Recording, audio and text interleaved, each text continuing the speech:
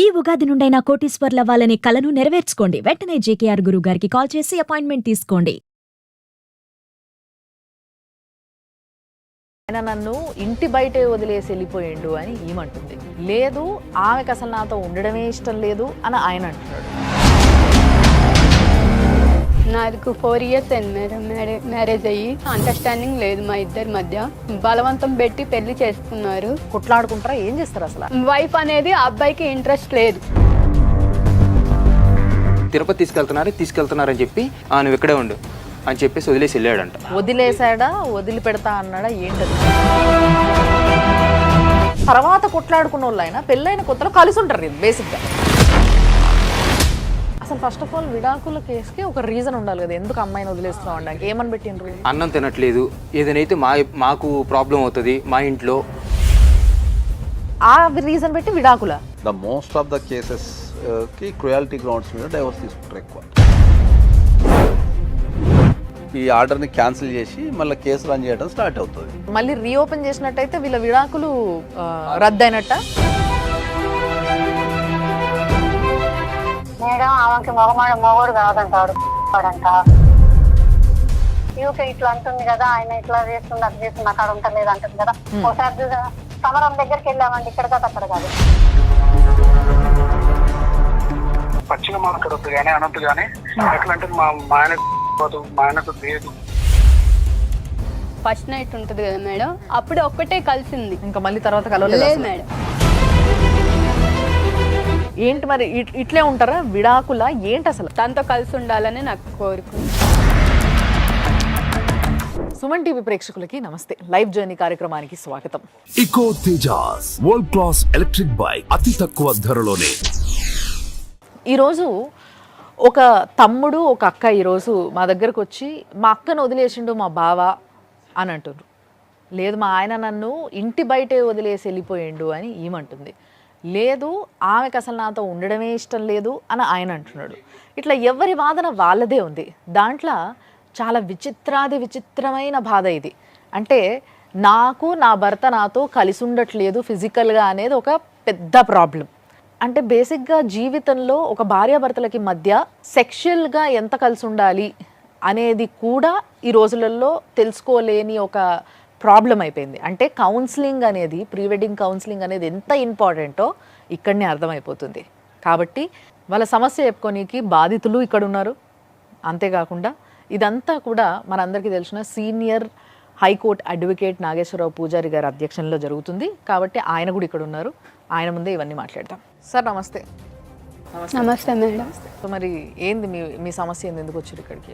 నా పేరు శ్రీలక్ష్మి మేడం. నాకు 4 years అయింది మేడం మ్యారేజ్ అయ్యి. 4 years నుంచి అయినా అండర్స్టాండింగ్ లేదు మా ఇద్దరి మధ్య. అండర్స్టాండింగ్ లేదు, ప్లస్ ఇంట్లో వాళ్ళు బలవంతం పెట్టి పెళ్లి చేసుకున్నారు.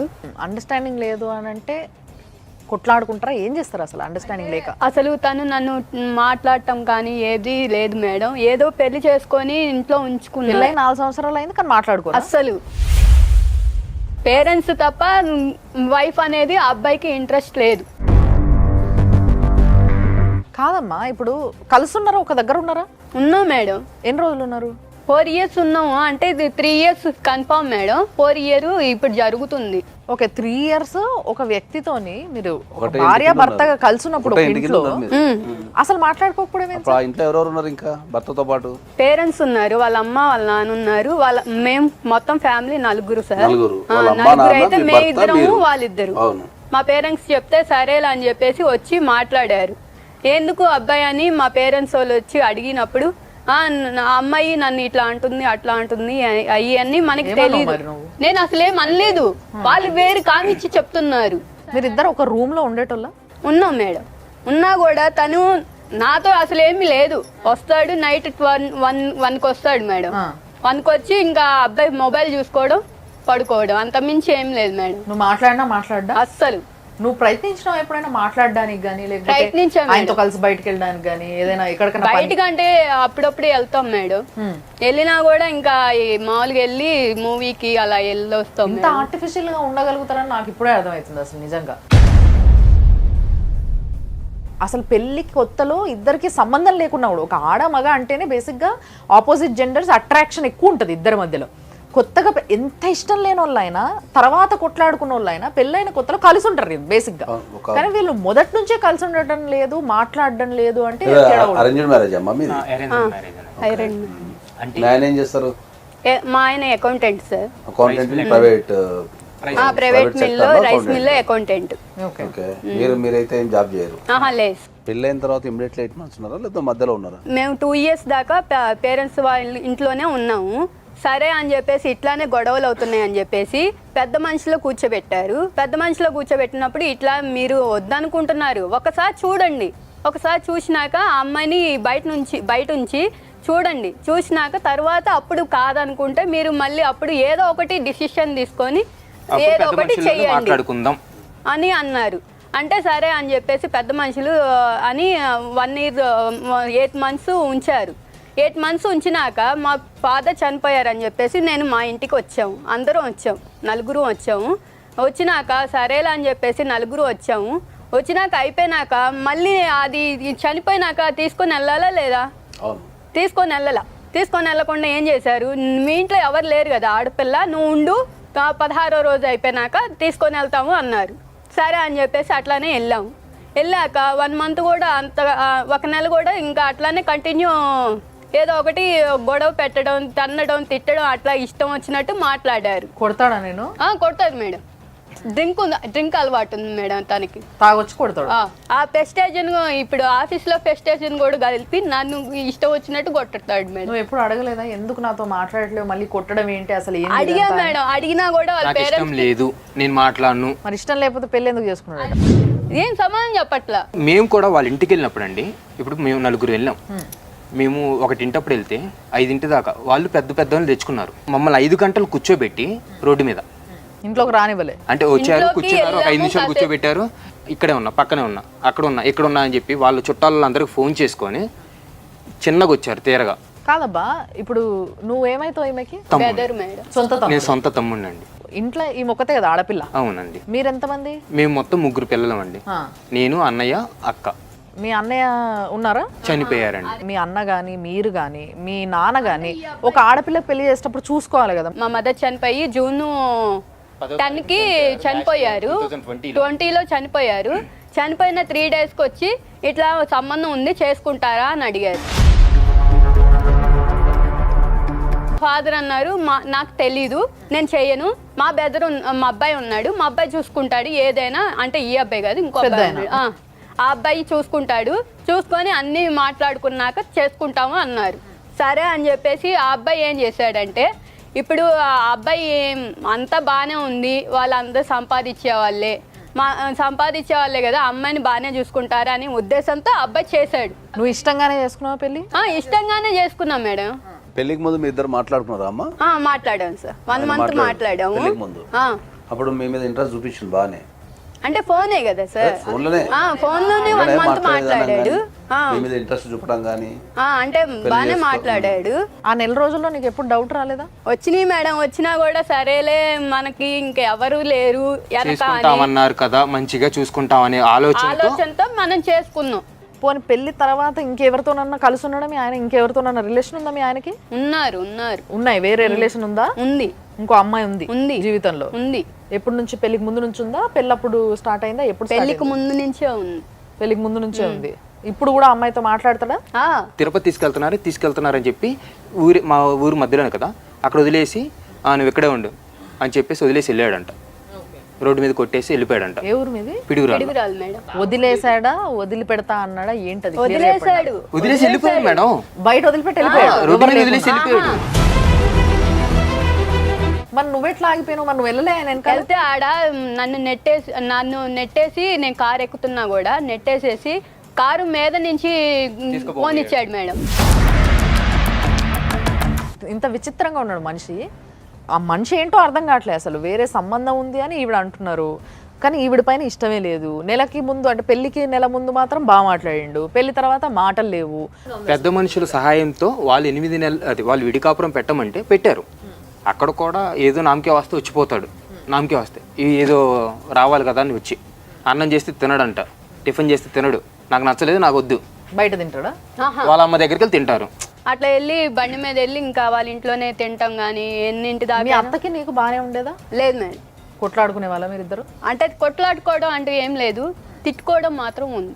అంటే ఆమె తిట్టడం, నేను తిట్టను. అంటే ఈ పని చేయట్లేదు, నీకు పనికి రాదు, అసలు పనికి మాలని. ఇప్పుడు నోరెత్తి నువ్వేం అనలేదా? నేనేమి అనలేదు మేడం. ఆమెనే అయితే నేనేమి అనలేదు మేడం.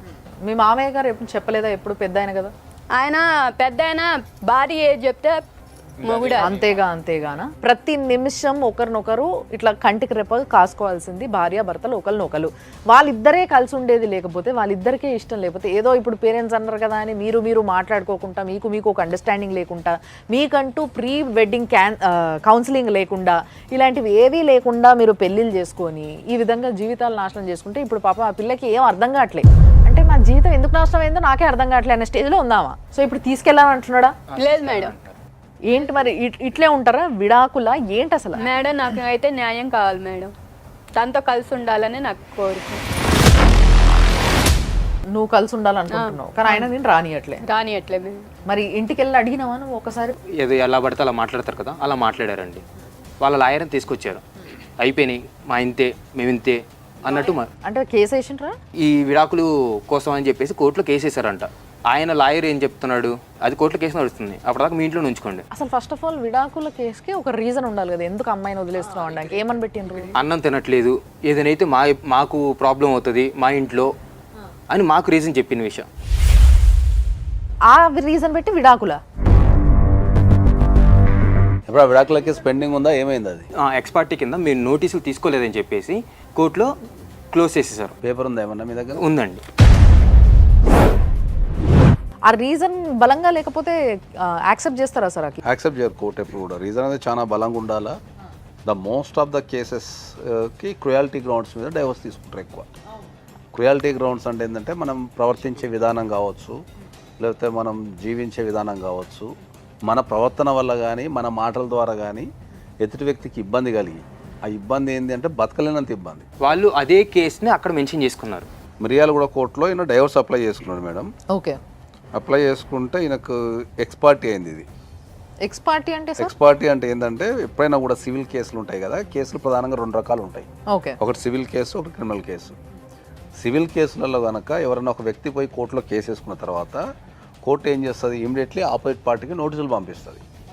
ఆ నోటీసులు పంపించినప్పుడు ఆపోజిట్ పార్టీ రిజెక్షన్ చేసినా, నేను నోటీసులు తీసుకోనన్నా, నోటీసులు తీసుకొని కోర్టుకు రాకున్నా, ఓకే, లేకపోతే వాళ్ళ అడ్రస్లో లేరు అనుకుందాం సపోజు, పేపర్లో పబ్లికేషన్ ఇచ్చి ఆ పబ్లికేషన్కి రెస్పాండ్ కాకుండా కోర్టు ఆపోజిట్ పార్టీకి వాళ్ళు అడిగింది ఇచ్చేస్తారు.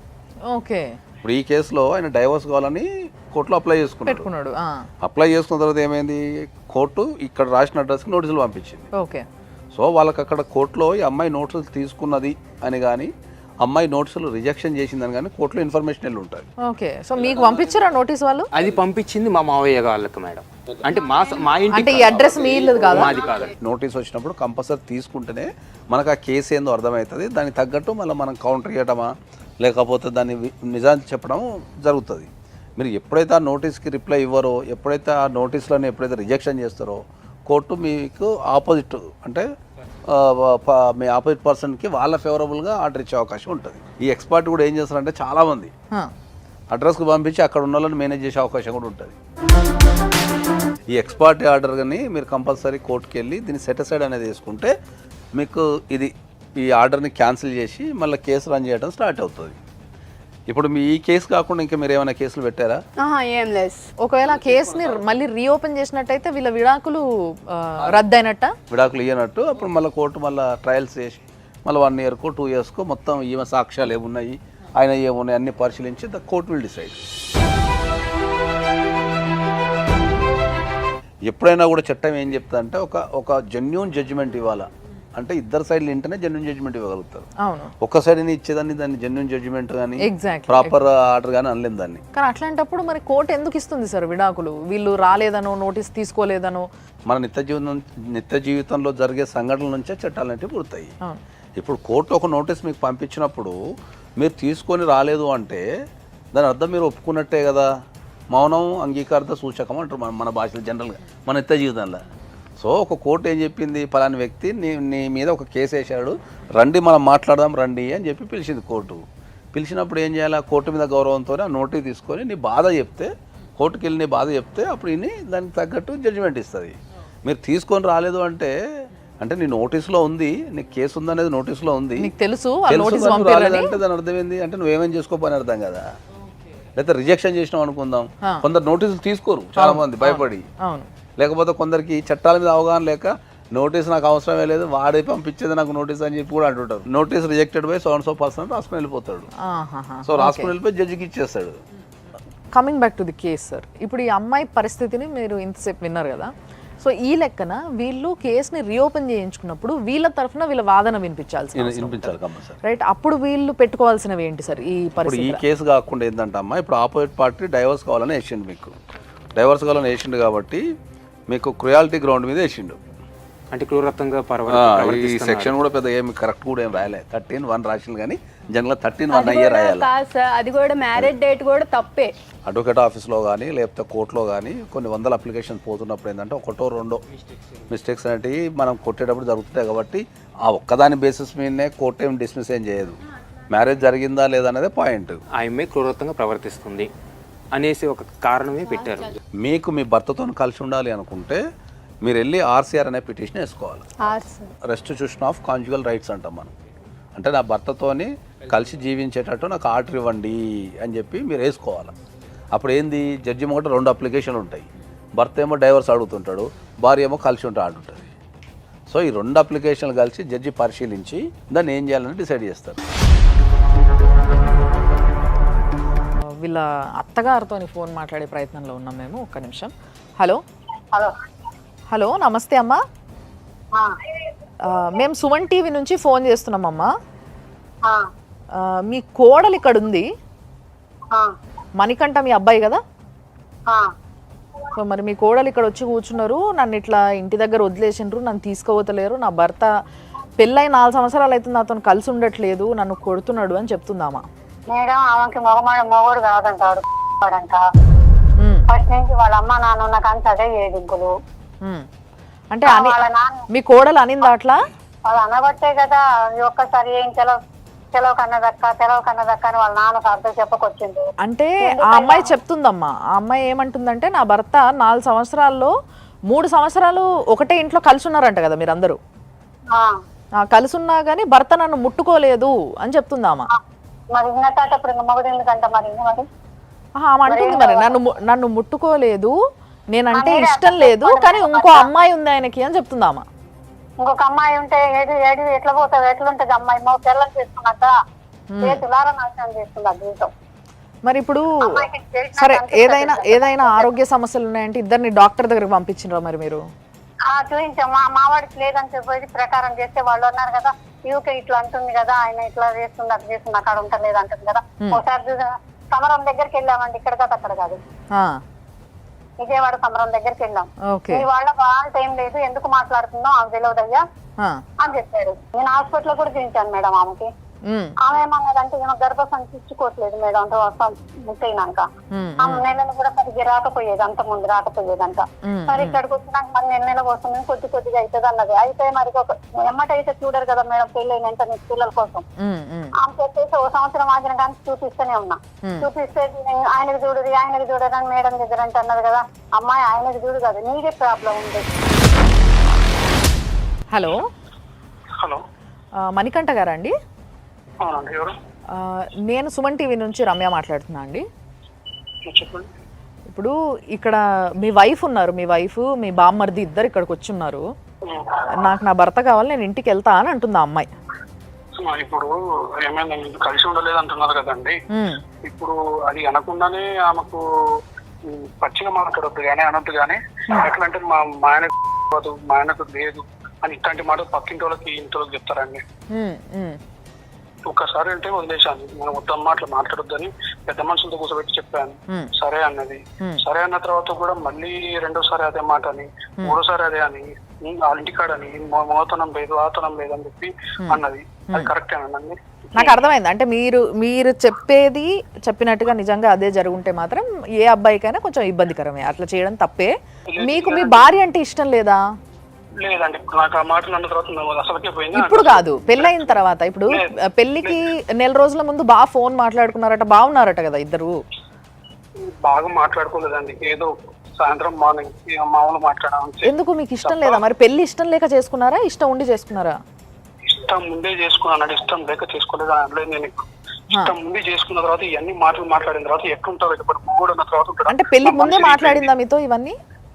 ఇవన్నీ కాదు, పెళ్ళైన తర్వాత మాట్లాడింది అంతా. ఓకే, పెళ్ళైన తర్వాత అసలు పెళ్లి అయినప్పటి నుంచి అసలు మాటలే లేవు అని చెప్తుంది అమ్మాయి. మరి మీకు అట్టెట్లుంటాయండి, ఉండకుండా ఎట్లుంటో చెప్పండి. అదే అందుకే అడుగుతున్నా, అమ్మాయి చెప్పింది నాకు ఒక వర్జను, మీ వర్జన్ ఏంటనేది అడుగుతున్నా నేను. ప్లస్ ఇప్పుడు ఎవరైనా సరే ఎంతసేపు చేస్తారండి?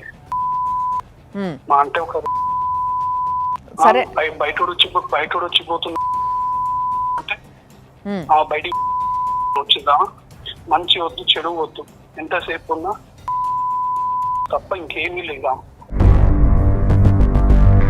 ఒక్క నిమిషం, ఏంటంటే అమ్మాయి చెప్తున్నది వాళ్ళ ఇంటి దగ్గర ఎవరు లేకున్నా కూడా బయటే వదిలేసి వెళ్ళిపోయినారంట. ఎందుకు అంతగా, అంత కక్ష ఎందుకు మరి? చెప్పేదేనండి, ఇవన్నీ మాటలు పడితే ఏడపడతానండి, నాకు అర్థం కాదు. ఆ ఇంట్లో 10 రోజుల నుంచి అన్నం తినకుండా కూర్చొని చచ్చిపోతే ఎవరి ప్రాబ్లం, ఎవరు రెస్పాన్సిబిలిటీ అండి? మీరు భర్త కదండి, అడగాలి కదా ఎందుకు తినట్లేదని, తినిపించాలి కదా. నాకు ఆకలి కావట్లేదని మాట్లాడుతున్నామా అంటే ఏం చేయండి మరి? అనుకున్నాను ఇంటికాడ వదిలిపెట్టి వచ్చేసి నాకు ఇవన్నీ ఫ్రీ కార్డులు ఉన్నాయని చెప్పి వద్దు అనుకున్నాను నేను. ఇంకా అంటే మీకు ఇంకొకరితో ఎవరితోనో సంబంధం ఉంది అని అంటుంది మరి? లేదు, ఎవరో చెప్పమనండి మరి, నాకు ఎవరో చెప్తే నేను కూడా పోతాను అక్కడికి. మరి మీ దగ్గర ఏమైనా ప్రూఫ్లు ఉన్నాయమ్మా ఆయనకి ఏమైనా సంబంధం ఉందని? వాళ్ళ ఫోన్లోనే ఉన్నాయని చెప్పేసి చూసారు అంతే. తనని కొట్టారంటున్నారు, మరి ఎందుకు కొట్టారు మీరు? చెప్పేదేనండి, ఈ మాటలు మాట్లాడుతుంటే ఒక్కసారి కాదు 2 సార్లు కాదు, ఊకే మాట్లాడుతుంటే ఏమన్నా మరి నీకు బుజ్జగిని చెప్పినా వినట్లేదు, ఒక దెబ్బేసిన అప్పుడు కూడా ఏం లేదు. మరి ఏం చేద్దాం చెప్పండి. ఇప్పుడు ఆమె ఏమంటుందంటే నాకు నా భర్త కావాలి అని చెప్పేసి ఆ కేసుని తిరిగి ఓపెన్ చేపిస్తా అంటుంది. నాకైతే అవసరం లేదండి, నాకైతే అది వాస్తవం. ఎంత కొట్టుకున్నా సరే నేను చావడానికి చెప్తాం కానీ నాకైతే అవసరం లేదు, ముందే చెప్తున్నా. అది కూడా వాస్తవం. 4 రోజుల కింద ఫోన్ చేసి 50 లక్షలు ఇస్తే నేను వదిలేస్తా అని మాట్లాడిందా లేదా అడగండి. రికార్డింగ్ ఉందా అండి ఏమైనా మీ దగ్గర? రికార్డింగ్ ఐఫోన్ అంటే నాది రికార్డింగ్ లేదు. సో ఇప్పుడు మీ ఆయనకు 2 రోజుల కింద ఫోన్ చేసినామా, నిజమేనా ఇది? ఫోన్ చేయటం అయితే వాస్తవమే మేడం. నేనైతే ఏది మాట్లాడలేదు. ఇట్లా ఏందయ్యా మరి నా జీవితం ఇట్లా నాశనం చేసావేంది అని అడిగాను అంతే, అంత మించి నేను ఏది మాట్లాడలేదు మేడం. సరే, మీ ఇద్దరికి మధ్యలో కలిసి ఉండాలని ఉండేనా లేదా అనేది పక్కకు పెడితే, మీరిద్దరు కలవాలనే ప్రయత్నంలో జరిగిన విషయాలు బయట చెప్తున్నాం అనేసి అంటున్నాడు. బయట చెప్పలేదు మేడం, మా పేరెంట్స్కే ఒక్కరికే చెప్పాను. దానికన్నా ముందు మీరిద్దరు డిస్కస్ చేసుకున్నారు. అయ్యా మరి ఇట్లా ఉంది, మరి ఇంకొంచెం ట్రై చెయ్యి అని అడిగాం. అడిగితే నాకు అవసరం లేదు, నేను చెయ్యను, నాది ఇంతే అని మాట్లాడాడు. సరే అని చెప్పేసి సరే ఇట్లానే అంటున్నాడు కదా అని వాళ్ళ పేరెంట్స్కి చెప్పాను, వాళ్ళ మదర్కే చెప్పా. ఇట్లా అంటున్నాడు అత్తయ్య, మరి ఏం చేయాలి అని. సరే అని చెప్పేసి సరే అని అట్లానే ఆగిపోయా. 1 year దాకా ఆగిపోయా. ఫస్ట్ నైట్ ఉంటుంది కదా మేడం, అప్పుడు ఒక్కటే కలిసింది, ఇంకా మళ్ళీ తర్వాత కలవలేదు మేడం. సో అసలు మీ ఇద్దరికి అసలు ఫీలింగ్సే లేవు మేడం. ఆ అబ్బాయికి అంటూ లేదు, నాకున్నాయి. సో సార్, బేసిక్గా మీరు మొత్తం విన్నారు, అంతా మన ముందే జరిగింది. సో వాళ్ళిద్దరు తల్లి కొడుకులు కూడా మాట్లాడినరు మనతోని. సో ఇద్దరికి ఒకరిపైన ఒకరికి అట్రాక్షన్ లేదు బేసిక్గా. ఈ విషయం క్లియర్గా అర్థమవుతుంది. ఈమెకి ఇష్టం ఉన్నా ఆయన రావట్లే అని ఏమంటుంది. ఇదే మెయిన్ సమస్యగా కనిపిస్తుంది తప్పితే వేరే ఏ సమస్య కనబడతలేదు వీళ్ళ రిలేషన్లో. సో ఇలాంటి సమస్యను మరి ఏం చేయాలంటారు? అసలు దీన్ని ఎట్లా తీసుకోవాలి? కౌన్సిలింగే కంపల్సరీ. వీళ్ళు కలవకపోవడం అనేది ఒరిజినల్ సమస్య. అవును, ఆ ఒరిజినల్ సమస్య నుంచే మిగతా అన్నీ ఉత్పన్నమైపోయి వీళ్ళిద్దరి మధ్యలో ఈ అపోహలకు కానీ వాటికి కానీ దారితీసింది ఇది. సో వీళ్ళు ఒకవేళ కనుక కలిసి ఉండాలి అనుకుంటే మాత్రం డెఫినెట్లీ ఈ కౌన్సిలింగ్ ద్వారా అయితే వీళ్ళు 100% మార్చగలిగే అవకాశం ఉంది. ఆయనకు డైవర్స్ వచ్చినాయి కాబట్టి, ఎక్స్పార్టీ డైవర్స్ వచ్చినాయి కాబట్టి ఆయన స్ట్రాంగ్గా నేను కంపల్సరీ కోర్టుకి వెళ్తాన్నాడు కాబట్టి వెళ్ళిండు కాబట్టి రాకపోవచ్చు. ఏం కన్సిడర్ చేస్తారు? అసలు ఏమీ లేవు ఇద్దరి మధ్యలో, రిలేషన్ ఎత్తైతే లేదు అసలు. ఒకదానికి వీళ్ళు చెప్తున్న దానికి ప్రూఫ్ లేదు, వాళ్ళు అంటున్న దానికి ఇది లేదు. సో ఇప్పుడు ఈ అమ్మాయి కనుక కలిసి ఉంటా అంటే మాత్రం మనం డెఫినెట్లీ ఆర్సీఆర్, ఇంతకుముందు మనం చెప్పినట్టు ఆర్సీఆర్ పిటిషన్ వేసుకుంటే అక్కడ జడ్జి గారు కౌన్సిలింగ్ చేస్తారు. ఓకే, అప్పుడు తప్పకుండా రావాల్సిందే అబ్బాయి కూడా. డెఫినెట్లీ రావాలి. ఓకే, ఇప్పుడు ఇది రీఓపెన్ అయిన తర్వాత దీంట్లో కూడా కౌన్సిలింగ్ అడగచ్చు, దీంట్లో కూడా కౌన్సిలింగ్ అడగచ్చు, దాంట్లో కూడా కౌన్సిలింగ్ అడగచ్చు. ఓకే. ఫ్యామిలీ కేసులలో ఎప్పుడైనా ఏంటంటే ఎవరైనా డైవోర్స్ చేసినప్పుడు అది ఫస్ట్ కౌన్సిలింగ్ కానీ మీడియేషన్ కానీ పంపిస్తారు. అక్కడ సమస్యను ఐడెంటిఫై చేస్తారు. ఎగ్జాక్ట్లీ ఈమె వర్షన్ వింటారు, వాళ్ళ వర్షన్ వింటారు. విన్న తర్వాత ఇప్పుడు మనం ఏదైతే చేస్తున్నామో సేమ్ అక్కడ కూడా అంతే. వీళ్ళకి ఎగ్జాక్ట్లీ ఏముంది, ప్రాబ్లం ఏముందని ఐడెంటిఫై చేసి వాళ్ళని కలపడానికి కానీ లేదా ఒకవేళ కలిసి ఉండలేము అనుకుంటే వాళ్ళని డైవర్స్ వైపు కానీ తీసుకెళ్తారు. ఇద్దరి మధ్యలో కొట్లాటలు లేవు, ఒక కౌన్సిలింగ్తో సెట్ అవుతుందని అనుకుందాం. సెట్ అయితే మంచిదే, అవ్వకపోతే ఈమె పరిస్థితి ఏంటి మరి? ఆమెకి ఎవరున్నా లేకపోయినా ఆమెకు చట్టం అయితే అండగా ఉంది కదా. చట్టం అయితే ఎప్పుడు ఆమె తరపున నిలబడుతుంది తప్పకుండా. ఇప్పుడు అదే చెప్తున్నాం మనం. ఆమె గనక కలిసి ఉండాలి అనుకుంటే ఆమె ఇప్పుడు చేయాల్సింది ఆర్సీఆర్ అనే పిటిషన్ వేసుకోవచ్చు. లేదు అనుకుంటే వెళ్ళి అత్తగారింట్లో కూడా ఉండొచ్చు. ఆమె డైరెక్ట్గా వెళ్ళిపోయి ఉండొచ్చు అని మీరు చెప్తున్నారు సార్. ఇంట్లోకి కూడా రాని అట్లా చుట్టుబట్టి ఈడ్చి కొడుతున్నారు సార్. మీరు డొమెస్టిక్ వైలెన్స్ కింద మీరు కేసు వేసుకోవచ్చు. రెసిడెన్స్ ఆర్డర్ అని ఉంటుంది. డొమెస్టిక్ వైలెన్స్ అనేది వేరు, డౌరీ హరాస్మెంట్ కేసు వేరు. డొమెస్టిక్ వైలెన్స్ అనేది ఒక సివిల్ కేసు. అది కోర్టులో వేసుకుంటాం మనం, లేదా ప్రొటెక్షన్ ఆఫీస్ దగ్గర వేసుకుంటాం. ఓకే. ఈ హరాస్మెంట్ అనేది భార్యని హరాస్మెంట్ చేయటం అని కానీ లేకపోతే డౌరీ డిమాండ్ చేయటం కానీ ఇది క్రిమినల్ కేసు. ఇది పోలీస్ స్టేషన్లో వేసుకుంటాం.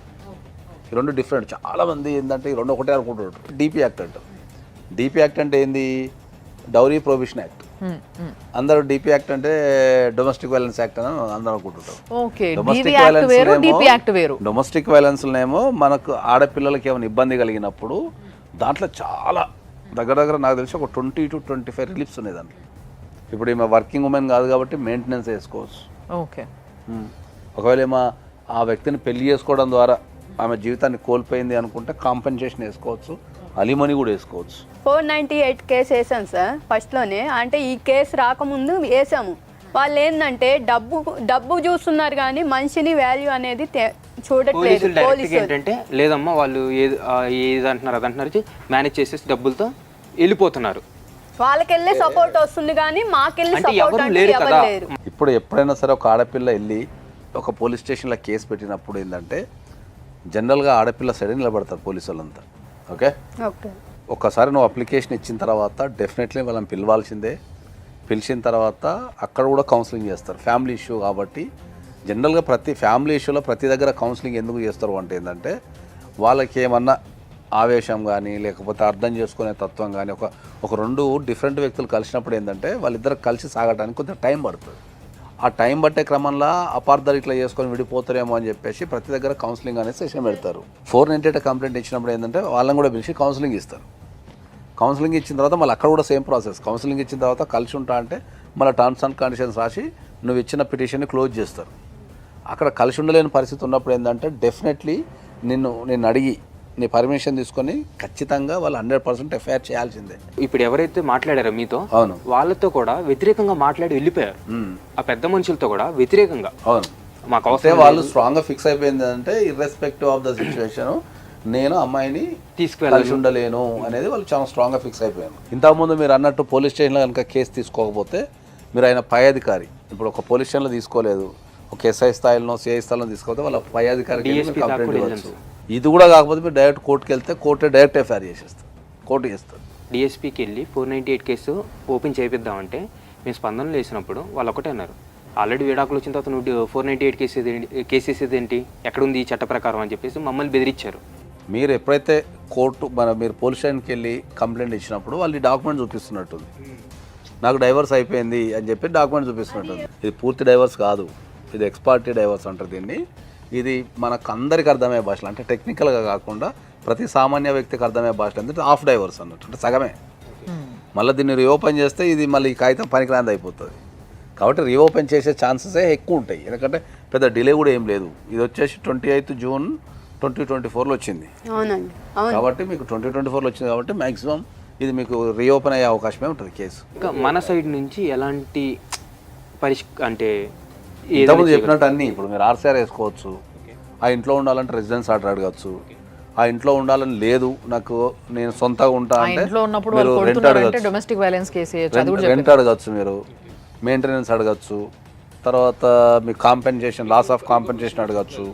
ఇంకా మీకు ఇప్పుడు ఈ మొత్తం సినారీలో ఏంటంటే ఇప్పుడు ఈ డాక్టర్ సమరం దగ్గరికి తీసుకెళ్ళినప్పుడు మిమ్మల్ని తీసుకెళ్లారా వాళ్ళే చేయించుకున్నారా? వాళ్ళే చేయించుకున్నారు. వాళ్ళే అంటే చేయించుకున్నారు. అబ్బాయి వాళ్ళ అమ్మ వెళ్ళి చూపించుకున్నా, అది కూడా మాకు చెప్పలేదు. ఆహా, నేను ఇంట్లోనే ఉన్నప్పుడు ఇంట్లోనే ఉంటే ఎక్కడికి వెళ్తున్నారు అత్తయ్య అని మా హస్బెండ్ని అడిగాను, అత్తయ్యని అడిగాను. ఆయనకు ఆరోగ్యపరమైన సమస్యలు ఏదైతే లైంగికంగా ఆరోగ్యపరమైన సమస్యలు ఉన్నాయని మీరు ఫీల్ అయితే, ఇది నేను అందరికి చెప్తున్నా ఏంటంటే, మీతో పాటు అందరికి చెప్పేది ఏంటంటే, మీరు కోర్టులోకి వెళ్ళి దానికి సంబంధించి టెస్ట్ చేయండి అని చెప్పి కూడా పిటిషన్ వేసుకోవచ్చు. ఓకే, కోర్టు బాగా ఎక్స్పర్ట్ ఉన్న డాక్టర్స్ దగ్గరికి అలా పంపించి కోర్టు రిపోర్ట్ తెప్పించుకుంటుంది. ఓకే, ఆ అవకాశం కూడా ఉంటుంది. ఒకవేళ ఆయన లైంగికంగా యాక్టివ్ లేడు, పార్టిసిపేషన్ లేదు అంటే మీరు అక్కడి నుంచి కూడా రిపోర్ట్ తెప్పించుకోవచ్చు. ఒకవేళ ఆ రిపోర్ట్లో కనుక గవర్నమెంట్ నుంచి వచ్చిన రిపోర్ట్లో కనుక ఆయన లైంగికంగా స్ట్రాంగ్గా లేడు అని కనుక వస్తే మీరు డెఫినెట్లీ మీరు 100% మీరు కాంపన్సేషన్కి హ్యూజ్ కాంపన్సేషన్ అంటే పెద్ద మొత్తంలో మీరు కాంపన్సేషన్ వచ్చే అవకాశం ఉంటుంది. ఇప్పుడు వరకు సార్ మీకు చెప్పాల్సినవి అన్నీ చెప్పినారు. సో మీకు లీగల్గా మీకు ఒక క్లారిటీ వచ్చింది, రైట్? వచ్చిందా? ఇంకేమైనా డౌట్ ఉందా? లీగల్గా అయితే ఎలాంటి అంటే ఇప్పుడు ఆర్సీఆర్ ఒకటి వాళ్ళు ఏమన్నా కాంప్రమైజ్కి వచ్చి జనరల్గా కాంప్రమైజ్ చేసుకొని కలిసి ఉండటానికో విడిపోవడానికో అంటే అది మీకు పిల్లలు లేరు కాబట్టి మీరు డిసిషన్ తీసుకోవచ్చు. ఇంకొక సలహా ఏంటంటే, పెళ్ళైన తర్వాత ఇట్లాంటి డిస్ప్యూట్స్ ఉన్నప్పుడు కలిసే ప్రోగ్రామ్ పెట్టుకోకండి. ఏదన్నా కారణం వల్ల ఇట్లా సగం డిస్ప్యూట్స్ ఉన్నప్పుడు ప్రెగ్నెన్సీ అయితే కనుక చాలా ప్రాబ్లం అవుతుంది. మాకు లీగల్గా ప్రాబ్లం అవుతుంది. పుట్టిన పిల్లలు తండ్రి లేక తల్లి లేక వాళ్ళు కోర్టు చుట్టూ పుట్టినప్పుడు తిరగాలి. పిల్లల బతుక అన్యాయం అయిపోతుంది వీళ్ళ వల్ల. పెళ్ళైన తర్వాత ఒక 1-2 years వెయిట్ చేసి ఇద్దరికి జీవితాంతం కలిసి ఉండగలుగుతాం అంటేనే పిల్లల్ని కనాలి. ఒకటే ఏంటంటే, ఇప్పుడు వరకు మీరు ఏం కొట్లాడుకున్నారు, ఏమైంది, ఇదంతా పక్కకు పెట్టి నువ్వెంత కొట్టుకొని ఇక్కడ దాకా తీసుకెళ్ళకండి. ఉన్నది ఉన్నట్టుగా అట్లే ఉంచి కరెక్ట్ ఒక ప్లేస్లో ఉంది, దాన్ని మీరు ముందుకు తీసుకెళ్ళండి లీగల్గా మాత్రమే. అర్థమైందా? ఈ విధంగా తీసుకెళ్ళి కొంచెం ప్రశాంతంగా ఉండండి. లీగల్గా మీరు కరెక్ట్గా వెళ్తే మాత్రం కంపల్సరీ మీకు న్యాయం జరుగుతుంది. మీకు ఒకవేళ లీగల్గా ఏమైనా ప్రాబ్లం ఎదురైంది, మీకు అర్థం కాలేదంటే నాకు ఫోన్ చేయండి, నేను I will guide you as a expert advocate. I will guide you. Okay, done. అర్థమైంది కదా? Thank you madam. Thank you so much sir. Thank you అమ్మా. Thank you madam. చూసారు కదా, చాలా విచిత్రమైన బాధ ఇది. సో ఇలాంటి ఒక విచిత్రమైన బాధ వచ్చినాక మాకు కూడా ఏం చేయాలనో అర్థం కాలేదు. బట్ కంప్లీట్లీ అడ్వైస్తోని వాళ్ళకు ఒక సొల్యూషన్ దొరికింది. దాన్ని తగ్గట్టుగా కరెక్ట్గా పాటిస్తే వాళ్ళతో పాటు ఇలాంటి ప్రాబ్లమ్స్లో ఉన్న వాళ్ళు ఎంతోమంది చెప్పుకోలేక ఇంట్లోంచి బయటికి రాలేక ఇట్లా లోపల గింజుకుంటున్న వాళ్ళకి కూడా ఆన్సర్ దొరికిందని అనుకుంటున్నాం. లీగల్గా భారతదేశం మొత్తం కూడా స్ట్రాంగ్ అవ్వాలి, అదే మా యొక్క ప్రయత్నం. కాబట్టి మీ అందరికీ సమాధానం దొరికిందని అనుకుంటూ చూస్తూనే ఉండండి సుమన్ టీవీ లైవ్ జర్నీ.